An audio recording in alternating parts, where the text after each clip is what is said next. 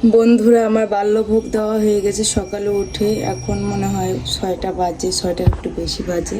তো চলুন আমার বাল্যভোগ দিয়েছি গোবিন্দকে কিভাবে আপনাদের দেখাই। এই আমি ঠাকুরকে বাল্যভোগ দিয়ে নিয়েছি। এখানে দিয়েছি কলা, জিরা, তারপরে হচ্ছে চিনি, দুধ, আম, এগুলো দিয়ে আমি গোবিন্দকে সকালের বাল্যভোগ দিয়েছি। এখন যাব ভগবানের জন্য ভোগ রান্না করতে, তারপরে একটু পরে ভোগ দেওয়া হবে গোবিন্দর। সকালে উঠেই আমি স্নান সেরে নিয়ে ফ্লোর মুছে তারপরে হচ্ছে বাল্যভোগ দিয়ে গোবিন্দকে তারপরে এসে পড়েছি আমি ভগবানের জন্য ভোগ রান্না করতে। ভগবানের জন্য আজ রান্না করব খিচুড়ি, আর সাথে থাকবে আলু ভাজা, শাক ভাজি, আর হচ্ছে পটল ভাজি। কালকে ভগবানের প্রসাদে চালের পায়েসটা দিয়েছিলাম, আজ হচ্ছে দেব সুজির পায়েসটা। সেই জন্য সুজি রান্না করার জন্য আমি ভেজে নিয়েছি। ফ্রিজ থেকে বের করে দুধটাকেও ভিজিয়ে নিয়েছি। একটু পরেই হচ্ছে রান্না শেষ হয়ে গেলে পায়েসটা রান্না করে দিব। এই পাশের ভাজিটা হয়ে গেলেই রান্না করব পায়েস। নিরামিষ থালা বাসন তেমন কিছু আমার নেই। একটা কড়াই আছে, পাতিলও আছে, কিছু থালা বাসন আছে, সেগুলোই হচ্ছে আমি ব্যবহার করতেছি। এরপরে চেষ্টা করব সবগুলোই নিরামিষের তা আলাদা রাখার। একটা ওভেনও কেনা লাগবে আমার আর কি। ওভেন না হলে এই একই ওভেনে রান্না করতে আসলেই বেতার লাগে ঠাকুরের জন্য।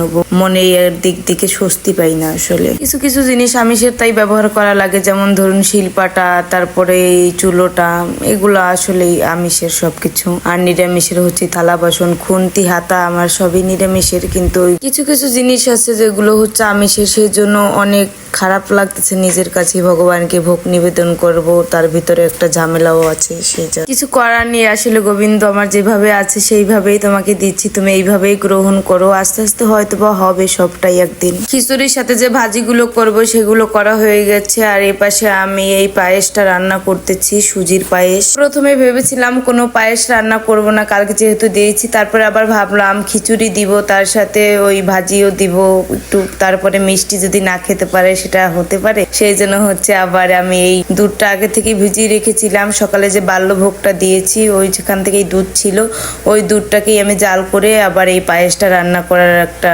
সিস্টেম করলাম আর কি। আমার সবকিছু রান্না হয়ে গেছে। খিচুড়ি আমি এই বাটিতে নিয়ে এসেছি, আর পায়েসটা অনেক আগেই রান্না হয়ে গেছে। এখানে রেখে গিয়েছিলাম, কিছু ফলও দিব এর সাথে।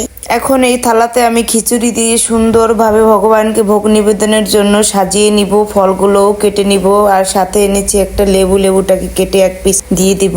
বেশ খারাপ লাগছিল, খিচুড়ি দিব সাথে পায়েসও দিব, কিন্তু 4 রকমের ফল হয়ে গেছে। 5 রকমের ফল হলে ভালো হতো, কিছু করার নেই। এখন আমার কাছে 4 রকমের ফলই আছে, এ দিয়ে ভগবানকে নিবেদন করব। প্রতিদিন তো আর ভগবানকে ভোগ দিতে পারি না, সময় হয়ে ওঠে না। তারপরে আজকে একাদশী থেকে ভোগ দিচ্ছি, এটাই আমার কাছে বড় পাওয়া। হে ভগবান, হে গোবিন্দ, আমি যেভাবে এই ভোগ দিয়েছি তুমি সেইভাবেই গ্রহণ করিও। হে ভগবান, নিজ গুণে আমার সকল দোষ ক্ষমা করিয়া আমার এই ভোগ নিবেদন করিও গোবিন্দ। ভগবানকে ভোগ নিবেদন করার পরে ভোগ উঠিয়ে তারপরে আমার বর্মশাইকে দিয়ে দিয়েছি। সে অনেক আগেই চলে যেত অফিসে, আমার জন্য অপেক্ষা করতেছিল। ভগবানের দেওয়া ভোগ আমার বরবাবুকে আমি খাইয়ে দিয়েছিলাম, আর সেও আমাকে উপাস ভেঙে দিয়েছিল প্রসাদ খাইয়ে। আর এখন হচ্ছে আমরা দুইজনে একসাথে বসে খাবো। আজকের ভিডিওটা এই পর্যন্তই। সবাই ভালো থাকবেন। হরে কৃষ্ণ, রাধে রাধে।